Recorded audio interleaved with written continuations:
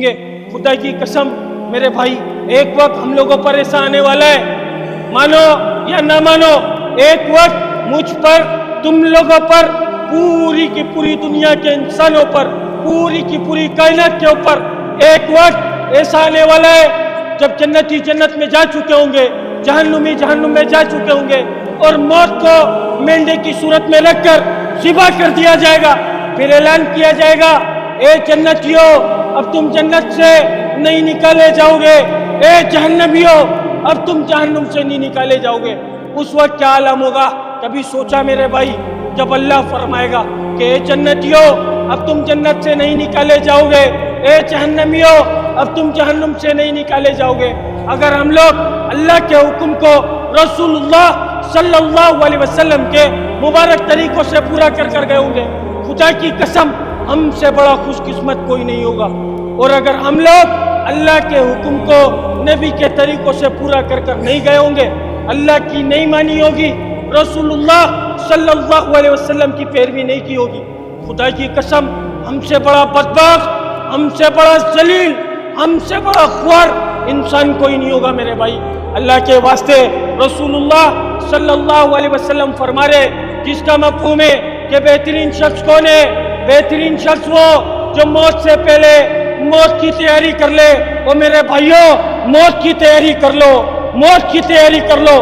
اصل ٹھکانہ قبر کا گھڑا, اصل ٹھکانہ آخرت, یا تو جنت یا جہنم. میرے بھائی ہمارے ٹھکانے, دنیا ہمارا ٹھکانہ نہیں ہے. اس دنیا سے دل لگانے نہیں بھیجے گئے, اس دنیا کی محبت کو اپنے دلوں میں اتارنے کے لیے نہیں بھیجے گئے.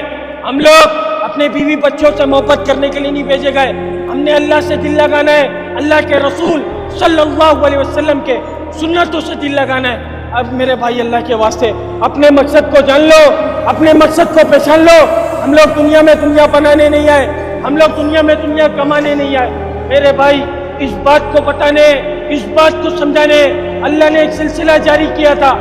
اس بات کو بتانے, اس بات کو سمجھانے اللہ نے ایک سلسلہ جاری کیا تھا.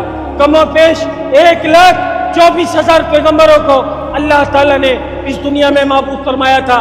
جتنے بھی نبی آتے تھے سب ایک ہی بولوں کو بولا کرتے تھے, ایک ہی بات کی دعوت دیا کرتے تھے کہ لوگوں اللہ کی مان لو, اللہ کو مان لو, پڑھ لو کلمہ لا الہ الا اللہ, تم لوگ کامیاب ہو جاؤ گے. جو وقت کے نبی کی بات کو مانتا تھا میرے بھائی وہ کامیاب ہوا کرتا تھا, جو وقت کے نبی کی بات کو نہیں مانتا تھا وہ ناکام ہوا کرتا تھا. حضرت نوح علیہ السلام نے 950 سال میں نے بولا آسانی سے بول دیا, تم لوگوں نے سنا آسانی سے سن لیا. میرے بھائی ایک طویل عرصہ ہوتا ہے, 950 سال اللہ کی طرف بلایا اپنی قوم کو.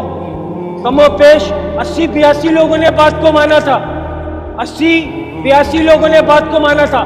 اللہ نے ان کو کامیاب کر دکھا دیا. اور اللہ یہاں پر دکھا رہے, کیا دکھا رہے؟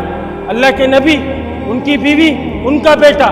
اللہ کے نبی نے حکم دیا, اللہ کے نبی اللہ کا حکم دنیا میں لے کر آئے. آپ کی بیوی نے, آپ کے بیٹے نے بات کو نہیں مانا. 80-82 لوگ بات کو ماننے والے تھے. اللہ نے ان لوگوں کو کیا کرا؟ قیامت تک کے لیے کامیاب کر دیا. آپ کی بیوی نے بات کو نہیں مانا, آپ کے بیٹے نے بات کو نہیں مانا.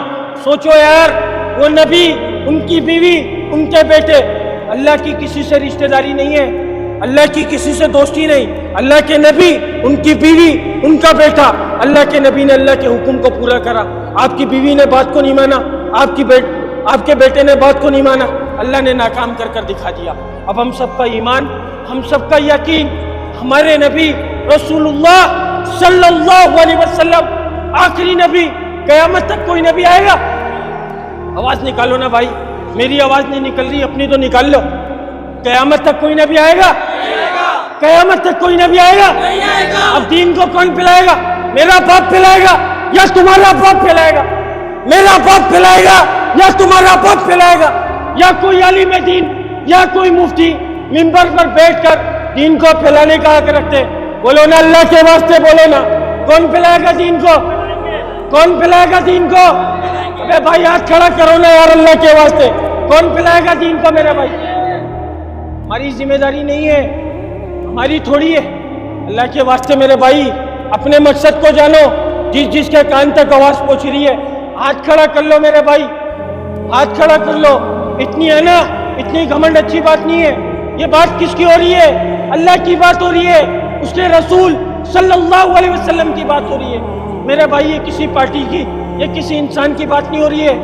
اپنی انا پرستی سائڈ پر رکھ کر اللہ کے لیے ہاتھ اٹھا لو. کون پھیلائے گا دین کو بھائی؟ کون پھیلائے گا دین کو؟ کون پھیلائے گا دین کو؟ آواز نکالو نا یار.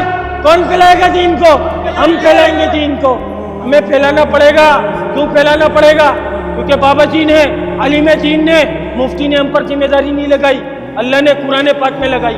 اللہ قرآن پاک میں فرماتا ہے جس کا مفہوم ہے اے امت محمدیہ، تم افضل امت، تم بہترین امت، تمہیں بھیجا گیا لوگوں کی نفع رسانی کے لیے. تم بھلی باتوں کا حکم کرتے ہو، بری باتوں سے منع کرتے ہو، اور ایک اللہ پر ایمان رکھتے ہو. اسی پیغام کو آپ لوگوں کے پاس لے کر آیا تھا. جب تک میرے جسم میں جان ہے جب تک لے کر آتا رہوں گا، کیونکہ یہ ذمہ داری اللہ نے مجھ پر لگائی ہے، یہ ذمہ داری اللہ نے تم پر لگائی ہے.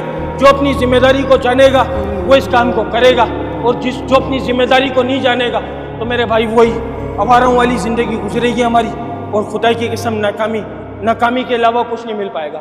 اللہ تعالیٰ عمل کی توفیق عطا فرما دے. السلام علیکم ورحمۃ اللہ وبرکاتہ.